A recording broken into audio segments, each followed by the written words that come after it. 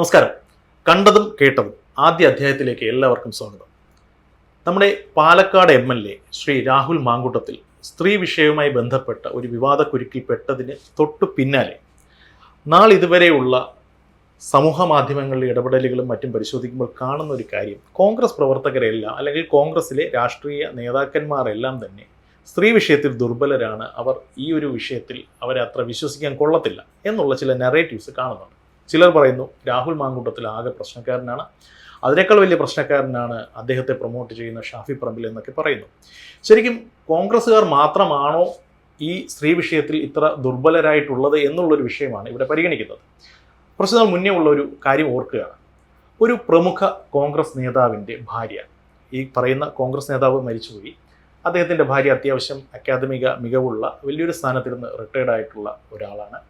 അവർ അവരുടെ അടുത്ത ഒരു കുടുംബ സുഹൃത്തിനോട് ഒരിക്കൽ പറഞ്ഞൊരു കാര്യമാണ്. അത് പറയാനുള്ള സാഹചര്യം ആദ്യം പറയാം. കേരള രാഷ്ട്രീയത്തെ പിടിച്ചു കുലുക്കിയ ഒരു പെൺ വിഷയം അല്ലെങ്കിൽ ഒരു സ്ത്രീ വിഷയം, അതുമായി ബന്ധപ്പെട്ട വാർത്ത കത്തി നിന്ന സമയത്താണ് ഈ സ്ത്രീ അവരുടെ അടുത്ത കുടുംബ സുഹൃത്തിനോട് പറയുന്നത്, കോൺഗ്രസ്സുകാരെല്ലാവരും പ്രശ്നക്കാരാണ് എന്നുള്ളൊരു അഭിപ്രായമൊന്നും എനിക്കില്ല, പക്ഷേ കോൺഗ്രസ്സുകാരിൽ അല്ലെങ്കിൽ കോൺഗ്രസ് നേതാക്കന്മാരിൽ നല്ലൊരു ശതമാനം ആൾക്കാർ സ്ത്രീ വിഷയത്തിൽ ഇച്ചിരി പ്രശ്നക്കാർ തന്നെയാണ്. അവർക്ക് അവരുടെ പൊതുപ്രവർത്തന ജീവിതത്തിൻ്റെ ഭാഗമായി രാവിലെ വീട്ടിൽ നിന്ന് ഇറങ്ങിപ്പോകുന്നു. ചിലപ്പോൾ ഒരുപക്ഷെ വൈകുന്നേരം വീട്ടിൽ വന്നേക്കാം, വന്നില്ലായിരിക്കാം. ചിലപ്പോൾ ജില്ലകൾ വിട്ട് ജില്ലകൾ തോറും യാത്ര ചെയ്യേണ്ടി വന്നേക്കാം. പക്ഷേ ഈ ഒരു യാത്രയുടെയൊക്കെ ഭാഗമായി അവർക്ക് അവരുടേതായ ദൗർബല്യങ്ങളോ താല്പര്യങ്ങളോ ആസക്തികളോ പൂർത്തീകരിക്കാൻ വേണ്ടിയിട്ട് അവർ ഇത്തരത്തിലുള്ള ചില അവിഹിത ഇടപാടുകൾ അല്ലെങ്കിൽ ഹിത ഇടപാടുകൾ, അത് എന്താണെന്ന് നിർവചിക്കപ്പെടേണ്ടതുണ്ട്. പക്ഷേ അവർക്ക് ശരിയെന്ന് തോന്നുന്ന ചില കാര്യങ്ങൾ, സ്ത്രീ വിഷയങ്ങൾ അവർ ചെയ്യാറുണ്ട്. അതൊരു യാഥാർത്ഥ്യമാണ്. അതേസമയം ഇത് രഹസ്യമാക്കി വെക്കാനോ ഇതതിൻ്റെ ഒരു നയചാതുര്യയോടുകൂടി കൈകാര്യം ചെയ്യാനോ കോൺഗ്രസ്സുകാർക്ക് സാധിക്കുന്നില്ല എന്നുള്ളതാണ് അവരുടെ വിഷയം. ഇത് പറയാനുണ്ടായ സാഹചര്യം, അന്നത്തെ കാലത്തെ ചില കോൺഗ്രസ് നേതാക്കന്മാർ, ഈ പറയുന്ന കാലഘട്ടത്തിൽ ചില കോൺഗ്രസ് നേതാക്കന്മാർ പ്രമാദമായ ചില വിഷയങ്ങൾ പെട്ടുനിന്നിരുന്ന സമയമായതുകൊണ്ട്. പക്ഷേ ഇതിനോടൊപ്പം അവർ ഒരു കാര്യം കൂടെ പറഞ്ഞു വെക്കുകയുണ്ടായി.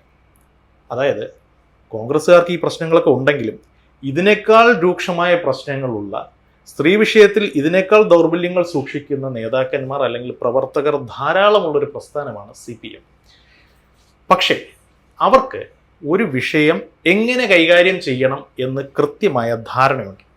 അവർക്ക് കട്ടാൽ നിൽക്കാനും അറിയാം എന്നാണ് അവർ പറഞ്ഞതിൻ്റെ രത്നച്ചുരുക്കം. രാഹുൽ മാങ്കൂട്ടത്തിൻ്റെ വിഷയത്തിലേക്ക് വന്നു കഴിഞ്ഞാൽ, അയാളുടെ ദൗർബല്യത്തിൻ്റെ അടിസ്ഥാനത്തിൽ, അതിനെ ഞാൻ ന്യായീകരിക്കുന്നതല്ല, പക്ഷേ അയാളുടെ ദൗർബല്യത്തിൻ്റെ അടിസ്ഥാനത്തിൽ അയാൾ ചെയ്ത ചെയ്ത്തുകൾ ഭംഗിയായി ഡീൽ ചെയ്യുന്നതിന് അയാൾക്ക് സാധിച്ചില്ല എന്നുള്ളതാണ് അയാൾക്ക് പറ്റിയ തെറ്റ്.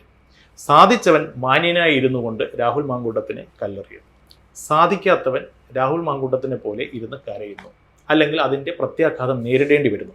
ഇപ്പോഴത്തെ വിഷയങ്ങളെ ഞാൻ അങ്ങനെയാണ് കാണുന്നത്. കോൺഗ്രസ്സുകാർ മാത്രമാണ് ഇവിടുത്തെ പ്രശ്നക്കാർ, കോൺഗ്രസ്സുകാരെല്ലാവരും പെണ്ണുപിടിയന്മാരാണ് എന്നൊക്കെ പറയുന്ന ആ ഒരു നെറേറ്റീവിനോട് എനിക്ക് സത്യം പറഞ്ഞു കഴിഞ്ഞാൽ വിയോജിപ്പാണ്. കോൺഗ്രസ്സുകാർ മാത്രമാണ് പ്രശ്നക്കാർ, കോൺഗ്രസ്സുകാരെല്ലാം പെണ്ണുപിടിയന്മാരാണ് എന്നൊരു നരേറ്റീവ് കേരളത്തിൽ പൊതുവായിട്ടുള്ളതായിട്ട് എനിക്ക് തോന്നുന്നില്ല. പിന്നെ സ്ത്രീ പുരുഷ ബന്ധം എപ്പോഴും രാഷ്ട്രീയത്തിലും നമ്മുടെ സാമൂഹ്യ ജീവിതത്തിലും വലിയ വിവാദങ്ങൾ സൃഷ്ടിച്ചിട്ടുണ്ട്. സാഹിത്യകാരന്മാർ, ചില എക്സ്ട്രാ മാരിറ്റൽ റിലേഷനുള്ള സാഹിത്യകാരന്മാരെക്കുറിച്ച് നമ്മൾ കേട്ടിട്ടുണ്ട്. അന്തരിച്ചു പോയ ഒരു പ്രമുഖനായ നിരൂപകൻ, അദ്ദേഹത്തിൻ്റെ പഴയ പ്രേമകഥകൾ പത്രത്തിൽ വന്നിട്ടുണ്ട്, വാസികളിൽ വന്നിട്ടുണ്ട്. അപ്പോൾ ഇതൊക്കെ സ്ത്രീ പുരുഷ ബന്ധം പലപ്പോഴും വിവാദത്തിലേക്ക് വരുന്നു എന്നുള്ളത് രാഷ്ട്രീയത്തിലായിട്ട് മാത്രം ഒതുക്കി നിർത്താൻ പറ്റുന്നൊരു കാര്യമല്ല. ഏത് മേഖലയിലുണ്ടത്, സാഹിത്യ രംഗത്തുണ്ട്, രാഷ്ട്രീയ രംഗത്തുണ്ട്, പല പല മേഖലകളിലും ഇത്തരം കാര്യങ്ങളൊക്കെ വരാറുണ്ട്. ഇതിൽ രാഷ്ട്രീയ രംഗത്ത് പെട്ടെന്ന് ഈ കാര്യങ്ങളൊക്കെ ശ്രദ്ധിക്കപ്പെടുന്നതിൻ്റെ കാര്യം, രാഷ്ട്രീയ നേതാക്കന്മാർ എപ്പോഴും ലൈം ലൈറ്റിൽ നിൽക്കുന്ന ആളുകളാണ്. അവരിൽ നിന്നും ഇത്തരം ഒരു കാര്യം പൊതുസമൂഹം പ്രതീക്ഷിക്കുന്നില്ല എന്നുള്ളതാണ്. ഏറ്റവും നല്ല ഉദാഹരണം മോണിക്ക ലെവിൻസ്കിയും ബിൽ ക്ലിൻ്റനുമായിട്ടുള്ള ബന്ധത്തെക്കുറിച്ചായിരുന്നു. ബിൽ ക്ലിൻ്റൺ മോണിക്ക ലെവിൻസ്കിയുമായിട്ട് അവിഹിത ബന്ധമുണ്ട് എന്ന് മോണിക്ക ലെവിൻസ്കി പറഞ്ഞത് നിഷേധിക്കാൻ ബിൽ ക്ലിൻ്റൺ ആവശ്യപ്പെട്ടു. അപ്പോൾ അമേരിക്ക അവസാനം ഈ മോണിക്ക ലെവിൻസ്കിയും ബിൽ ക്ലിൻ്റനുമായിട്ടുള്ള ഈ ബന്ധം അമേരിക്കൻ പ്രസിഡൻറ്റിൻ്റെ ഇംപീച്ച്മെൻറ്റ് വരെ എത്തി എന്നുള്ളതാണ്. അതിലേക്ക് കാര്യങ്ങളെ നയിച്ചത് മോണിക്ക ലെവിൻസ്കിയുടെ ബിൽ ക്ലിൻ്റനെ ഇഷ്ടമായിരുന്നു, ഒരു അവിഹിത ബന്ധമുണ്ടായിരുന്നു എന്നുള്ളത് അമേരിക്കക്കാർ ഒട്ടും പരിഗണിച്ച കാര്യമേ അല്ല. അതല്ലായിരുന്നു അവർ പ്രശ്നമായിട്ടെടുത്തത്. മോണിക്ക ലെവിൻസ്കിയോട് കള്ളം പറയാൻ അമേരിക്കൻ പ്രസിഡന്റ് ആവശ്യപ്പെട്ടു. താനുമായി ഒരു ബന്ധം ഉണ്ടായിരുന്നില്ല എന്ന് കള്ളം പറയാൻ ആവശ്യപ്പെട്ടു എന്നുള്ളതാണ്. അപ്പോൾ അവിഹിത ബന്ധമല്ല പ്രശ്നം, മറിച്ച് അവിഹിത ബന്ധവുമായിട്ട് ബന്ധപ്പെട്ട് കള്ളം പറയാൻ മോണിക്ക ലെവിൻസ്കിയോട് ബിൽ ക്ലിൻ്റൺ ആവശ്യപ്പെട്ടതാണ് പ്രശ്നമായിട്ട് വന്നത്. അപ്പോൾ അമേരിക്കൻ സംസ്കാരം അതാണ്. അവർ കള്ളം പറയുന്നത് സഹിക്കത്തില്ല. കള്ളം പറയുന്നൊരു പ്രസിഡന്റിനെ അവർ ഇംപീച്ച് ചെയ്ത് കളയും. അവരൊരിക്കലും അമേരിക്കൻ പ്രസിഡന്റ് കള്ളം പറയുന്നത് അവർ ഇഷ്ടപ്പെടുന്നില്ല. നമ്മുടെ രാജ്യത്ത് സത്യം പറയുന്ന രാഷ്ട്രീയ നേതാക്കന്മാരുടെ എണ്ണം എടുത്താൽ വളരെ അപൂർവമായിരിക്കും. അത് നമ്മുടെ സംസ്കാരം. അപ്പോൾ അതുകൊണ്ട് ഈ രാഷ്ട്രീയക്കാരെ സംബന്ധിച്ചിടത്തോളം ഇത്തരം പെൺവിഷയങ്ങൾ എപ്പോഴും കത്തി നിൽക്കുന്ന ഒരു വിഷയം തന്നെയാണ്. കേരളത്തിലെ അത്തരൊരു വളരെ വലിയ വിവാദമായ ഒരു കേസുണ്ടായത് പി.ടി. ചേക്കുമായി ബന്ധപ്പെട്ട ഒരു സ്ത്രീയുടെ വിവാദമാണ്. അദ്ദേഹം പീച്ചിയിലേക്ക് പോയപ്പോൾ അദ്ദേഹത്തോടൊപ്പം കാറിൽ യാത്ര ചെയ്ത സ്ത്രീയെക്കുറിച്ച് പറഞ്ഞു.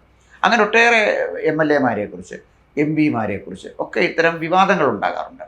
കോൺഗ്രസ് ഒരു ജനാധിപത്യ പാർട്ടി ആയതുകൊണ്ടും വിമർശനത്തിന് ആവശ്യത്തിൽ കൂടുതൽ സ്പേസ് ഉള്ളതുകൊണ്ടും പ്രത്യേകിച്ച് പരസ്പരം കടിച്ചു കീറാൻ നിൽക്കുന്ന നേതാക്കന്മാരുടെ സാന്നിധ്യം കോൺഗ്രസ്സിലെ സജീവമായതുകൊണ്ടും ഒക്കെ ഒരു അച്ചടക്കമില്ലാത്ത പാർട്ടി എന്നുള്ള നിലയിൽ ആണ് കോൺഗ്രസ്സിനകത്ത് ഈ പ്രശ്നം ഉണ്ടായത്.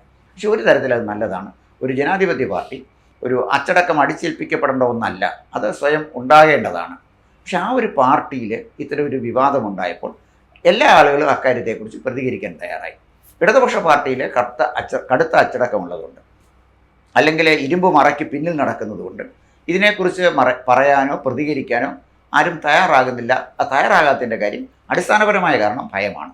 അത്തരം ഒരു ഭയം കോൺഗ്രസ്സിലില്ല എന്നുള്ളത് തീർച്ചയായിട്ടും കോൺഗ്രസ്സിനെ കൂടുതൽ സർഗാത്മകമാക്കുന്നു എന്നാണ് എനിക്ക് തോന്നിയിട്ടുള്ളത്. ഇവിടെ ഇത്തരം പ്രശ്നങ്ങൾ എന്നും നമ്മുടെ സമൂഹത്തിൽ ഉണ്ടായിട്ടുള്ളതാണ്. രാഹുൽ മാങ്കൂട്ടം ഇതിനകത്ത് ഒറ്റപ്പെട്ട ഒരു സംഭവമൊന്നുമല്ല. പക്ഷേ രാഹുൽ മാങ്കൂട്ടത്തിൻ്റെ ഈ പ്രശ്നം വളരെ അധികം ചർച്ച ചെയ്യപ്പെട്ടു. ഒന്നിനു പുറകെ ഒന്നായി പല സ്ത്രീകളും വന്ന് രാഹുൽ മാങ്കൂട്ടത്തിൻ്റെ പെരുമാറ്റ വൈകല്യത്തെക്കുറിച്ചും വൈചിത്രത്തെക്കുറിച്ചുമൊക്കെ അവർ അഭിപ്രായങ്ങൾ പങ്കുവെക്കാൻ തുടങ്ങി. ഇവിടെ കാണേണ്ട പ്രധാനപ്പെട്ട ഒരു കാര്യം, നമ്മുടെ സ്ത്രീകൾക്കുണ്ടായ ഒരു ആർജവമാണ്. അത് കുറേ കാലം മുമ്പ് മീ-ടു എന്ന് പറഞ്ഞ ഒരു സംവിധാനം വന്നത് നമുക്ക് ഓർമ്മയുണ്ട്. അപ്പോൾ ഒരുപാട് സ്ത്രീകൾ പണ്ട് തങ്ങളെ ചൂഷണം ചെയ്ത ആളുകളെക്കുറിച്ച്, തങ്ങളെ ദുരുപയോഗപ്പെടുത്തിയ ആളുകളെക്കുറിച്ച്, തങ്ങളുടെ മോശമായി പെരുമാറിയ ആളുകളെക്കുറിച്ചൊക്കെ അവർ കാര്യങ്ങൾ വെളിപ്പെടുത്താൻ തുടങ്ങിയപ്പോൾ വർഷങ്ങൾക്ക് മുമ്പ് നടന്ന സംഭവങ്ങൾ പോലും വീണ്ടും ചർച്ചയ്ക്ക് വിഷയമായി തീർന്നു എന്നുള്ളതാണ്.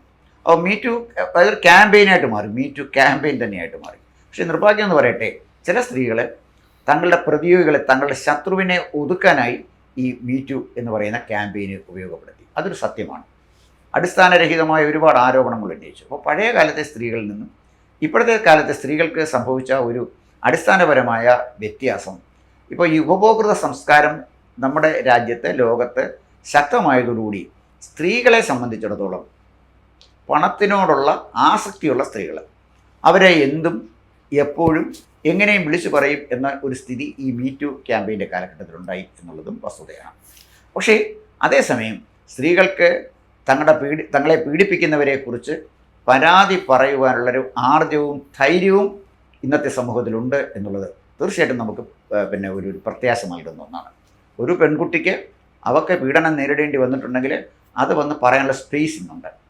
ഒന്നുകിൽ പത്രമുണ്ട്, അതല്ലെങ്കിൽ ദൃശ്യമാധ്യമങ്ങളുണ്ട്. ഇവരൊക്കെ അത് തമസ്കരിച്ചാലും തീർച്ചയായിട്ടും സോഷ്യൽ മീഡിയയുണ്ട്. അവിടെ ഒരുപാട് അവസരങ്ങളുണ്ട്. അതുമാത്രമല്ല, തങ്ങൾക്ക് നേരിടേണ്ടി വന്ന യാതനകളും പീഡനങ്ങളും തുറന്ന് പറയുവാനും ഇത്തരം ആളുകളെ സമൂഹത്തിൻ്റെ മുന്നിൽ തുറന്നു കാണിക്കുവാനുള്ള ഒരു ആർജവം, ഒരു ധൈര്യം സമകാലിക സമൂഹത്തിലെ പെൺകുട്ടികൾക്കുണ്ട് എന്നുള്ളത് കൊണ്ട് തന്നെ അതിനെ നമ്മൾ സ്വാഗതം ചെയ്യാതിരിക്കാൻ കഴിയില്ല. ഈ സ്ത്രീ വിഷയവുമായി ബന്ധപ്പെട്ട ഓരോ വിവാദങ്ങൾ വരുമ്പോഴും സമൂഹത്തിൽ, അല്ലെങ്കിൽ എസ്പെഷ്യലി ചാനൽ ചർച്ച, അവിടെയാണല്ലോ ഇപ്പോൾ കാര്യങ്ങൾ തീരുമാനിക്കപ്പെടുന്നത്, എല്ലാവരും ഉന്നയിക്കുന്ന ഒരു കാര്യമാണ് ധാർമ്മിക മൂല്യം. ഇനി ആ സ്ഥാനത്ത് തുടരാൻ ധാർമ്മികമായി സ്വയംസോ വിവാദ പുരുഷന് അർഹതയില്ല എന്ന് പലരും പറയാറുണ്ട്. രാഹുൽ മാങ്കൂട്ടത്തിൻ്റെ വിഷയത്തിലൊക്കെ അത് നമ്മൾ കേട്ടതും കണ്ടതുമാണ്. പക്ഷേ ഈ ധാർമ്മികത എന്ന് പറയുന്ന വിഷയത്തിന് ഇനി ഈ ഒരു കാലഘട്ടത്തിൽ, മാറുന്ന ഈ കാലഘട്ടത്തിൽ ധാർമ്മികതയ്ക്ക് എത്രത്തോളം പ്രസക്തി ഉണ്ട് എന്നുള്ളതാണ് ഞാൻ ചിന്തിക്കുന്ന ഒരു കാര്യം. ധാർമ്മികത എന്ന് പറയുമ്പോൾ പണ്ട് early 70s 80s ഒക്കെ നമ്മൾ കേട്ടിട്ടുണ്ട്, റെയിൽ ദുരന്തങ്ങൾ സംഭവിക്കുമ്പോൾ റെയിൽവേ മന്ത്രിമാർ രാജിവെക്കുന്നു. കാരണം ധാർമ്മിക ഉത്തരവാദിത്വം ഏറ്റെടുത്തുകൊണ്ട്. വെസ്റ്റ് ബംഗാളിലോ ആസാമിലോ അല്ലെങ്കിൽ തമിഴ്നാട്ടിലോ ഒരു ട്രെയിൻ പാളം തെറ്റിയാൽ ഡൽഹിയിലിരിക്കുന്ന കേന്ദ്രമന്ത്രി ഇത് അറിഞ്ഞിട്ടുണ്ടാകണമെന്ന് യാതൊരു നിർബന്ധവുമില്ല. സാങ്കേതികമായി അദ്ദേഹത്തിന് അതിലൊന്നും ചെയ്യാനുമില്ല. പക്ഷേ ധാർമ്മിക ഉത്തരവാദിത്വം ഏറ്റെടുത്ത് രാജിവെക്കുന്നു. ഇപ്പോൾ അതൊക്കെ ഒരു അടഞ്ഞ അധ്യായമാണ്. എന്നിരുന്നാൽ പോലും നമ്മളൊരു വഴക്കം പോലെ ഇങ്ങനെ പറയാറുണ്ട് ധാർമ്മികത. അപ്പോൾ ഈ ധാർമ്മികത ഉന്നയിക്കുമ്പോൾ മറുവാദമായിട്ട് ഉന്നയിക്കപ്പെടുന്നത് കീഴ്വഴക്കം. പെൺവിഷയത്തിലാണെങ്കിൽ സമകാലിക സാഹചര്യത്തിലേക്ക് വന്നു കഴിഞ്ഞാൽ ഇപ്പോൾ രാഹുൽ മാങ്കൂട്ടം തന്നെ ഒരു ഉദാഹരണം. രാഹുൽ രാജിവെക്കേണ്ടതല്ലേ എന്നൊരു വിഭാഗം ചോദിക്കുമ്പോൾ സമാനമായ അല്ലെങ്കിൽ ഇതിനേക്കാൾ രൂക്ഷമായ ആരോപണം നേരിട്ട ആളല്ലേ Shri M Mukesh, Shri K B Ganesh Kumar ഇതേപോലെ അല്ലെങ്കിൽ ഇതിനേക്കാൾ രൂക്ഷമായ വിവാദങ്ങളിലും വിഷയങ്ങളിലും ഒക്കെ പെട്ടിട്ടുള്ള ആളല്ലേ? അദ്ദേഹം രാജിവെച്ചോ? ഇല്ല. നമ്മുടെ മന്ത്രി ശശീന്ദ്രൻ, അദ്ദേഹം ഇതേപോലെ ഒരു വിവാദം ഒരു ചാനലിന്റെ ലോഞ്ച് ഡേയിൽ തന്നെ അദ്ദേഹത്തിനെതിരെ നമ്മൾ കേട്ടതാണ്. എന്താണെന്നുള്ള വ്യക്തമായിട്ട് അറിയാം. അദ്ദേഹത്തിന്റെ ദൗർബല്യങ്ങൾ കേരളം കണ്ടതും കേട്ടതുമാണ്. അവരാരും രാജിവെച്ചില്ലല്ലോ, പിന്നെ എന്തിന് ഇദ്ദേഹം രാജിവെക്കണം എന്നുള്ളൊരു ചോദ്യം വരുന്നുണ്ട്. ഈ മാറുന്ന കാലഘട്ടത്തിൽ നേരത്തെ ഗോകുമാർ സാർ പറഞ്ഞൊരു പോയിന്റിനോട് എനിക്ക് യോജിപ്പുണ്ട്. സ്ത്രീകൾക്ക് തുറന്നു പറയാനുള്ള അവകാശമുണ്ട്. മീറ്റു ആരോപണം അതൊരു ക്യാമ്പയിനായി മാറുന്നതൊക്കെ നല്ല കാര്യം തന്നെ. പക്ഷെ അതിന്റെ ദുരുപയോഗം കൂടി നിലനിൽക്കുന്ന ഈ ഒരു സാഹചര്യത്തിൽ നമ്മൾ ഈ ധാർമ്മികതയുടെ പേര് പറഞ്ഞുകൊണ്ട് രാജിവെച്ച് കഴിഞ്ഞാൽ നാളെ ഈ സ്ത്രീ ഉന്നയിച്ച ആരോപണങ്ങൾ അല്ലെങ്കിൽ ആക്ഷേപങ്ങൾ അടിസ്ഥാനരഹിതമാണെന്ന് തെളിഞ്ഞു കഴിഞ്ഞാൽ ആ പൊതുപ്രവർത്തകന്റെ ജീവിതം എന്നേക്കുമായി ഇല്ലാതാകുന്ന ഒരു സാഹചര്യം ഇവിടെ ഉണ്ടാവും. ഞാൻ രാഹുൽ മാങ്കൂട്ടത്തിൽ സെയിന്റ് ആണെന്നോ അദ്ദേഹത്തിനെതിരെ ഉയർന്ന ആരോപണങ്ങൾ എന്താ പറയുക അടിസ്ഥാനരഹിതമാണെന്നോ ഒന്നും അല്ല പറയുന്നത്. പക്ഷേ അദ്ദേഹത്തിനെതിരെ കുറച്ച് ആരോപണങ്ങൾ വന്നു, അത് അന്വേഷണം വരട്ടെ. പാർട്ടിക്കകത്തുള്ള അന്വേഷണത്തോടെ എനിക്ക് വ്യക്തിപരമായി യോജിപ്പില്ല. പക്ഷേ സ്വതന്ത്രമായ അന്വേഷണ ഏജൻസികൾ അന്വേഷിക്കട്ടെ. പരാതികൾ ഉണ്ടെങ്കിൽ ആദ്യം പരാതി എത്തട്ടെ, ദെൻ അന്വേഷണമാകട്ടെ. അന്വേഷണത്തിൽ കുറ്റക്കാരൻ എന്ന് തെളിഞ്ഞു കഴിഞ്ഞാൽ തീർച്ചയായും അദ്ദേഹത്തിനെതിരെ നടപടി ഉണ്ടാകണം, മാതൃകാപരമായ ശിക്ഷ ഉറപ്പാക്കണം. പക്ഷേ വെറും ഒരു ഊഹാപോഹത്തിന്റെ പുറത്ത് അല്ലെങ്കിൽ ആക്ഷേപത്തിന്റെ അല്ലെങ്കിൽ അടിസ്ഥാനരഹിതം എന്ന് വേണമെങ്കിൽ പറയാവുന്ന ഒരു ആക്ഷേപത്തിന്റെ പുറത്ത് ഒരാൾ രാജിവെക്കണം എന്ന് പറയുന്നതിനോട് എനിക്ക് യോജിപ്പില്ല. കാരണം ഈ ധാർമ്മികത പറഞ്ഞുകൊണ്ടുള്ള മാറി നിൽക്കലാണ്. കുറച്ചുനാൾ മുന്നേ നമ്മുടെ മുൻ മുഖ്യമന്ത്രി ശ്രീ ഉമ്മൻചാണ്ടി, അദ്ദേഹത്തിനെതിരെ ഒരു അതിജീവിത, അവരുടെ പേര് അങ്ങനെ പറയാൻ പറ്റത്തുള്ളൂ, പേര് പരസ്യമായിട്ട് പറഞ്ഞു കഴിഞ്ഞാൽ വലിയ പ്രശ്നമാണ്, കേരള രാഷ്ട്രീയത്തെ പിടിച്ചു കുലുക്കിയ ഒരു മാന്യ യുവതി, അവർ ഒരു ആരോപണം ഉന്നയിച്ചു. തന്നെ മുഖ്യമന്ത്രിയായിരുന്ന ശ്രീ ഉമ്മൻചാണ്ടി അദ്ദേഹത്തിൻ്റെ ഔദ്യോഗിക വസതിയായ ക്ലിഫ് ഹൗസിൽ വെച്ച് പ്രകൃതി വിരുദ്ധ പീഡനത്തിന് ഇരയാക്കിയെന്ന്. അതിൻ്റെ വാസ്തവം എന്തായിരുന്നു എന്നുള്ളത് അത് കേട്ട സമയം തന്നെ സാമാന്യ ബുദ്ധിയുള്ള എല്ലാവർക്കും മനസ്സിലായി. അന്നേ ദിവസം ഞാൻ ഓർക്കുന്നൊരു കാര്യം, ഈ ആരോപണം ഉന്നയിക്കപ്പെട്ട അതേ ദിവസം അന്നത്തെ എൻ്റെ ബ്യൂറോ ചീഫ് എന്നോട് പറഞ്ഞു, നിങ്ങൾ ഉമ്മൻചാണ്ടിയുടെ ഭാര്യയുടെ പ്രതികരണം ഈ വിഷയത്തിൽ ആരായണമെന്ന് പറഞ്ഞു. ഞാൻ അന്ന് ശ്രീമതി മറിയ അമ്മനെ വിളിക്കുകയുണ്ടായി. അന്ന് അവർ പറഞ്ഞൊരു കാര്യം, എൻ്റെ മോനെ, അവൾ ഇവിടെയൊന്നും വന്നിട്ടില്ല, അതായത് ക്ലിഫ് ഹൗസിലൊന്നും വന്നിട്ടില്ല. അവൾ ഇവിടെ വന്നിരുന്നെങ്കിൽ എന്നേ നന്നായേനെ. നിങ്ങൾ പത്രക്കാരാണല്ലോ അവരെ എന്നും കാണുന്നത്, ഇനി കാണുമ്പോൾ അവളോട് ഇത്രയിടം വരെ ഒന്ന് വന്നിട്ട് പോകാൻ പറയണം. ഞാൻ അവൾക്ക് നല്ല ബുദ്ധി പറഞ്ഞു കൊടുക്കാം, അവൾ നന്നായിക്കോ എന്നാണ് ശ്രീ ഉമ്മൻചാണ്ടിയുടെ ഭാര്യ അന്ന് പറഞ്ഞത്. അന്നത് ആ പത്രത്തിന്റെ 1-ാം പേജിൽ പ്രസിദ്ധീകരിച്ചൊക്കെ വന്നെങ്കിലും ആരും അതിന്റെ പിന്നാലെ പോയില്ല. എല്ലാവരും ആരോപണം ഉന്നയിച്ച സ്ത്രീയുടെ വാക്കുകൾക്ക് പിന്നാലെ പോയി. വർഷങ്ങൾക്കിപ്പുറം ആ പരാതി അടിസ്ഥാനരഹിതമാണ് എന്ന് തെളിഞ്ഞപ്പോൾ എന്താണ് കേരള സമൂഹത്തിൻ്റെ ഒരു പൊതുവികാരം? അപ്പോൾ ഇത്തരത്തിലുള്ള ആക്ഷേപങ്ങൾ, അടിസ്ഥാനരഹിതമായിട്ടുള്ള ആക്ഷേപങ്ങൾ പൊതുപ്രവർത്തകരുടെ ജീവിതം തന്നെ താറുമാറാക്കുന്ന തരത്തിൽ വന്നേക്കാനുള്ള സാധ്യത നിലനിൽക്കുന്നിടത്തോളം കാലം ധാർമ്മികത ഉന്നയിച്ചുകൊണ്ടോ കീഴ്വഴക്കം എന്ന് പറയുന്ന ഒരു സംഗതിയുടെ പേരിലോ ഒരാൾ രാജിവെക്കേണ്ടതില്ല, മാറേണ്ടതില്ല എന്നുള്ളതാണ് എൻ്റെ വ്യക്തിപരമായ അഭിപ്രായം. ഒരു അന്വേഷണം, ഒരു പരാതി, ഒരു കുറ്റകൃത്യം നടന്നെങ്കിൽ ഒരു പരാതി ഉണ്ടാകണം. പരാതി ഉണ്ടെങ്കിൽ അതിൻ്റെ അടിസ്ഥാനത്തിൽ നിഷ്പക്ഷമായ അന്വേഷണം വേണം. ആ അന്വേഷണത്തിൻ്റെ അടിസ്ഥാനത്തിൽ കുറ്റക്കാരനാണ് എന്ന് കണ്ടെത്തി കഴിഞ്ഞാൽ മാതൃകാപരമായ ശിക്ഷ ഉണ്ടാകണം. ഒരുപക്ഷെ ഇനി ഒരിക്കലും പൊതുപ്രവർത്തനത്തിൽ അദ്ദേഹത്തിന് നിലനിൽക്കാൻ സാധിക്കാത്ത തരത്തിലുള്ള നിയമനിർമ്മാണം തന്നെ ഇവിടെ വേണമെന്നുള്ളതാണ് ഈ ഒരു കാര്യത്തിൽ എൻ്റെ അഭിപ്രായം. ഇവിടെ അനീഷ് പറഞ്ഞ ചില അഭിപ്രായങ്ങളോടെ യോജിക്കാം, ചില അഭിപ്രായങ്ങളോട് വിയോജിക്കാം. ഇത് 2-3 പ്രധാനപ്പെട്ട പ്രസക്തമായ ചില കാര്യങ്ങൾ അനീഷ് പറഞ്ഞിട്ടുണ്ട്. ഒന്ന്, ധാർമ്മികമായി ഉത്തരവാദിത്വം ഏറ്റെടുത്തുകൊണ്ട് രാജി സമർപ്പിച്ച മന്ത്രിമാരുടെ കാലഘട്ടത്തെക്കുറിച്ച് പറഞ്ഞു. ലാൽ ബഹദൂർ ശാസ്ത്രി, എനിക്ക് തോന്നുന്നു ആര്യനെല്ലൂർ എന്ന് പറഞ്ഞ സ്ഥലത്താണെന്ന് തോന്നുന്നു, ഒരു ട്രെയിൻ അപകടം ഉണ്ടായപ്പോഴേ അതിൻ്റെ ഉത്തരവാദിത്വം ഏറ്റെടുത്തുകൊണ്ട് ലാൽ ബഹദൂർ ശാസ്ത്രി രാജിവെച്ചൊഴിയുകയുണ്ടായി. എന്നാൽ വളരെ അടുത്ത സമയത്ത് കോട്ടയം മെഡിക്കൽ കോളേജിൽ ഒരു കെട്ടിടം ഇടിഞ്ഞു വീണപ്പോൾ അതിൻ്റെ ധാർമ്മിക ഉത്തരവാദിത്വം ഏറ്റെടുത്ത് പഴയ മന്ത്രി രാജിവെക്കണമെന്ന് പറയുന്ന സ്ഥിതിയിലേക്ക് നമ്മുടെ രാഷ്ട്രീയം മാറുന്നത് കണ്ടു. അപ്പോൾ ധാർമ്മികതയിൽ കാലാനുസൃതമായി അതിൻ്റെ നിർവചനം മാറി മാറി വരുന്നുണ്ട്. അപ്പോൾ ധാർമ്മിക അല്ലെങ്കിൽ സാൻമാർഗിക ബോധം, കമ്മിറ്റ്മെൻറ്റ്, ഇതൊക്കെ പറയുന്നത് കാലത്തിനനുസരിച്ച് മാത്രമല്ല, കാലം അതനുസരിച്ച് മാറുന്നില്ല. ധാർമ്മികത പണ്ടത്തെ കാലത്തും ഇന്നത്തെ കാലം, ശ്രീരാമചന്ദ്രൻ്റെ കാലം തൊട്ട് ഇന്ന് വരെയുള്ള കാലത്ത് ധാർമ്മികതയ്ക്ക് വലിയ വ്യത്യാസമൊന്നും വന്നിട്ടില്ല. അതിനെ വ്യാഖ്യാനിക്കുന്ന കാര്യത്തിലാണ് വ്യത്യാസം വന്നിരിക്കുന്നത്. ഇന്നത്തെ മന്ത്രിമാർ അതിനെ വ്യാഖ്യാനിച്ചിട്ട് അന്തരിച്ച മന്ത്രിമാർ രാജിവെക്കണമെന്നോ അല്ലെങ്കിൽ കെട്ടിടം പണിഞ്ഞ അന്തരിച്ച എഞ്ചിനീയറുടെ പേരിൽ നടപടിയെടുക്കണമെന്നൊക്കെ പറയുന്ന മന്ത്രിമാരിന്ന് രാഷ്ട്രീയ നേതാക്കന്മാരും സുലഭമായുള്ള ഒരു സംസ്ഥാനമാണ്. അതുകൊണ്ടാണ് കേരളം നമ്മുടെ രാഷ്ട്രീയ നേതാക്കന്മാരെ അറപ്പോടും വെറുപ്പോടും കൂടി കാണുന്നത്. ലാൽ ബഹദൂർ ശാസ്ത്രി ഇന്നും എൻ്റെ മനസ്സിൽ ജീവിക്കുന്നത് അദ്ദേഹത്തോടുള്ള ബഹുമാനത്തോടെയാണ്. വീണ ജോർജ് എന്ന് പറയുന്ന മന്ത്രിയെ ഞാൻ കാണുന്നത് അത്ര ബഹുമാനത്തോടെയല്ല, ഒട്ടും ബഹുമാനമില്ലാതെയാണ്. സാധാരണഗതിയിൽ കോട്ടയം മെഡിക്കൽ കോളേജിൽ ഒരു കെട്ടിടം ഇടിഞ്ഞു വീണ് ഒരു സ്ത്രീ മരിച്ചപ്പോൾ ധാർമ്മികതയുണ്ടെങ്കിൽ, മാന്യതയുണ്ടെങ്കിൽ രാജിവെച്ച് പുറത്തു പോകേണ്ടതാണ് ചെയ്തത്. അത് രണ്ടുമില്ലാത്തത് കൊണ്ട് അവർക്ക് അധികാരത്തിൽ തുടരാം. 2026 വരെ അധികാരത്തിൽ തുടരുകയും ചെയ്യാം. വീണ്ടും ഇലക്ഷൻ വരുമ്പോൾ ആറന്മുള നിയോജകമണ്ഡലക്കാർക്ക് ബഹുഭൂരിപക്ഷത്തോടെ അവരെ വിജയിപ്പിക്കുകയും ചെയ്യും. അതൊക്കെ നമ്മുടെ രാജ്യത്തിൻ്റെ ഒരു ദുര്യോഗം എന്നല്ലാതെ അതിനെക്കുറിച്ച് എനിക്കൊന്നും പറയാനില്ല. പിന്നെ രണ്ടാമത്തെ കാര്യം, അനീഷ് പറഞ്ഞ വളരെ പ്രധാനപ്പെട്ട മറ്റൊരു കാര്യം ശ്രീ ഉമ്മൻചാണ്ടിയെക്കുറിച്ചുള്ളതാണ്. ഉമ്മൻചാണ്ടിയെക്കുറിച്ച് ഇത്തരം ഒരു ആരോപണം വന്നപ്പോഴേ അത് സെലിബ്രേറ്റ് ചെയ്യുകയാണ് ചെയ്തത്. ഏറ്റവും വലിയ രസം, ഇന്ന് രാഹുൽ മാങ്കൂട്ടത്തിൻ്റെ ഈ എതിരായ ഈ ആരോപണം വളരെ കാര്യമാത്ര പ്രസക്തമായിട്ട് കാണുന്നതിന് പകരം അതിനെ വ്യക്തി ഹത്യയ്ക്ക് ഉപയോഗിക്കുന്നത് കോൺഗ്രസ്സുകാർ തന്നെയാണ്. അതിനകത്ത് വസ്തുതയുണ്ടോ എന്ന് അന്വേഷിക്കുന്നതിന് പകരമായി രാഹുൽ മാങ്കൂട്ടത്തിനെ ബലി കൊടുക്കാനുള്ള ശ്രമം കോൺഗ്രസ് നടക്കുന്നുണ്ട്. അത് വായിക്കുമ്പോൾ നമുക്കറിയാം. അയാൾ തെറ്റുകാരനാണെങ്കിൽ പുറത്തു പോകണം, രാഷ്ട്രീയത്തിൽ നിന്ന് തന്നെ മാറി നിൽക്കണം. അതിന് തർക്കമൊന്നുള്ളൊരു കാര്യമില്ല. പക്ഷേ അതിനെ വ്യക്തിപരമായ നേട്ടങ്ങൾക്കോ വ്യക്തി ഹത്യയ്ക്കോ ഉപയോഗിച്ചുകൊണ്ട് നടത്തുന്ന നീക്കങ്ങൾ, അതിൻ്റെ പിന്നിലുള്ള ഇൻറ്റൻഷൻ, അവർ പറയുന്നതിനുള്ളതല്ല, അതിൻ്റെ പിന്നിലുള്ള ഇൻറ്റൻഷൻ, അങ്ങനെ പറയാനുള്ള കാരണം അത് പിന്നെ ഒരു സാൻമാർഗീയതയിലുണ്ടായ അപഭ്രംശമല്ല, മറിച്ച് ഒരുത്തം മാറി നിന്നാൽ എൻ്റെ കസേര ഉറപ്പിക്കാം എന്നുള്ള ഒരു നിലപാടായിരിക്കാം. ഒരു ശല്യം ഒഴിഞ്ഞാൽ നമുക്കത് കിട്ടുമെന്നുള്ള മനോഭാവമാകാം, അതല്ലെങ്കിൽ രാഷ്ട്രീയമായ പകയാകാം, അതുമല്ലെങ്കിൽ ഗ്രൂപ്പിസത്തിൻ്റെ ഇരയാകാം, ഒക്കെ സ്വാഭാവികമായിട്ട് സംഭവിക്കാം. ഉമ്മൻചാണ്ടിയുടെ കാര്യത്തിൽ അദ്ദേഹത്തെ ഒറ്റുകൊടുത്തത് ഇടതുപക്ഷക്കാർ മാത്രമല്ല കോൺഗ്രസ്സുകാരും അദ്ദേഹത്തെ ഒറ്റുകൊടുത്തു. അദ്ദേഹത്തിൻ്റെ ഒരു CD എടുക്കാൻ ഒരു മോശമായ ഒരു CD ഉണ്ട്, ഒരു ബ്ലൂ ഫിലിമുണ്ട്.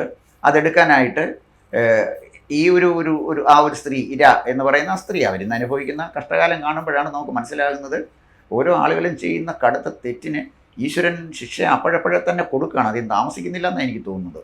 എന്തായാലും ഇതെടുക്കാനായിട്ട് യാത്രാമധ്യേ ഇവരോട് മണിക്കൂറുകൾ ഒരു ടീം മാധ്യമങ്ങൾ പോവുകയാണ്. ഇപ്പോൾ CD എടുക്കാനുള്ള യാത്ര പാലക്കാട് കഴിഞ്ഞിരിക്കുന്നു, കോയമ്പത്തൂർ കഴിഞ്ഞിരിക്കുന്നു എന്നൊക്കെ തത്സമയ സംപ്രേഷണം നടത്തിക്കൊണ്ടുള്ള കുറേ യാത്രകളൊക്കെ. ഇതൊക്കെ ഒരു സാക്ഷര കേരളത്തിൽ നടന്ന കാര്യമാണ് ഞാൻ ഈ പറയുന്നത്. മറ്റൊരു പ്രധാനപ്പെട്ട ഒരു കാര്യം, ഉമ്മൻചാണ്ടി വളരെ സൗമ്യമായി പത്രക്കാരോട് പെരുമാറുന്ന ഒരു മുഖ്യമന്ത്രിയായിരുന്നു. ആരെ സഹായിക്കാൻ അദ്ദേഹം എല്ലാവരോടും സൗമ്യമായി പെരുമാറുന്ന ആളാണ്. പ്രത്യേകിച്ച് പത്രക്കാരെ ജനങ്ങൾക്ക് വാർത്തകൾ എത്തിച്ചു കൊടുക്കുന്ന ആളുകൾ എന്നുള്ള നിലയിൽ അവരുടെ പ്രത്യേകമായ ഒരു സൗമനസ്യം അദ്ദേഹം കാണിച്ചിട്ടുണ്ട്. ഉമ്മൻചാണ്ടിയുടെ പേരിൽ സത്യവും അസത്യവും അർത്ഥസത്യവും പച്ചക്കള്ളവും പ്രചരിപ്പിച്ചത് നമ്മുടെ മാധ്യമങ്ങളാണ്. മാധ്യമങ്ങൾ ഈ കാര്യത്തിൽ അറേബ്യയിലെ എല്ലാ സുഗന്ധ ദ്രവ്യങ്ങൾ ഉപയോഗിച്ചാലും മാധ്യമങ്ങളുടെ കയ്യിലെ പുരണ്ട ഈ ദുർഗന്ധം മാറില്ല.